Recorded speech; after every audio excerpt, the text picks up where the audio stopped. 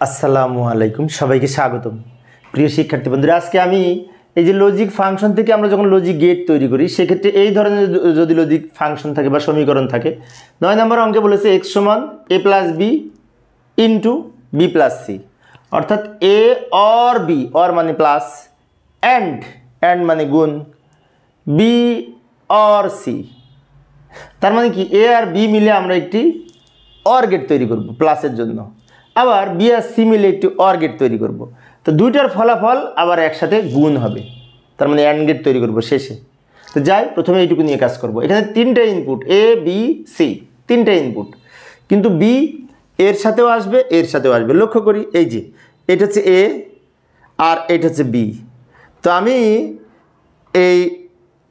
এই যে বি, এখান দিয়ে এই বি লাইনটা কি হয়েছে, উপর দিয়েও গেছে, নিচ দিয়েও গেছে। আবার সি, ভালো করে লক্ষ্য করি, এই বি এদিক দিয়ে ঘুরে উপরে গেছে, আবার এই দিক দিয়ে ঘুরে নিচে এসছে। কারণটা কি, বি ওর সাথেও আছে, এর সাথেও আছে। এই যে এর সাথে বি, এ আর বি, আবার বি এর সাথে সি, এটা বি আর সি। এখন এ আর বি মিলে হয়েছে, যোগ হয়েছে, মানে অর গেট। তো অর গেট দেখতে চাঁদের ন্যায় বাঁকা, তাই না? এইরকম অর গেট, অর গেটটা হচ্ছে এরকম দেখতে, এইরকম। এখান যে লাইনটা বের হলো, এটা হচ্ছে এ প্লাস বি, মানে এই লাইনটা। এবার আবার বি আর সি মিলেও তো যোগ হয়েছে, তা এখানেও আমরা অর গেট অঙ্কন করব। এখানে যে লাইনটা বের হলো, এটা হচ্ছে বি প্লাস সি।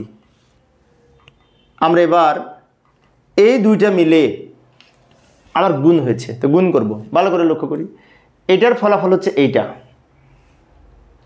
এটার ফলাফল হচ্ছে এইটা। আমরা একটু বাঁকা করে উপরে নিয়ে গেছি, যাতে কাছাকাছি নিতে পারে, দেখতে ভালো লাগবে সেই জন্য। এবার এই দুইটা মিলে কি হয়েছে, গুণ হয়েছে। গুণ মানে কি অ্যান্ড গেট, অ্যান্ড তো ডি এর মতো দেখতে। এই যে লাইনটা বের হলো, এটা হচ্ছে এই যে এক্স সমান এই টোটালটা, অর্থাৎ এ আর বি গুণ যোগ হয়েছে, আবার বি আর সি যোগ হয়েছে। এই দুইটা ফলাফল মিলে গুণ হয়েছে, গুণের জন্য এই গেট। তো এইভাবে আমরা লজিক গেট অঙ্কন করতে পারি। তো প্রিয় শিক্ষার্থী বন্ধুরা, আমি শিক্ষার্থীদের অনুরোধে অল্প অল্প করে আলোচনা করি, যাতে শিক্ষার্থীরা বোরিং ফিল না করে। তো পরের ক্লাসটি দেখার আমন্ত্রণ রইল। খোদা হাফেজ।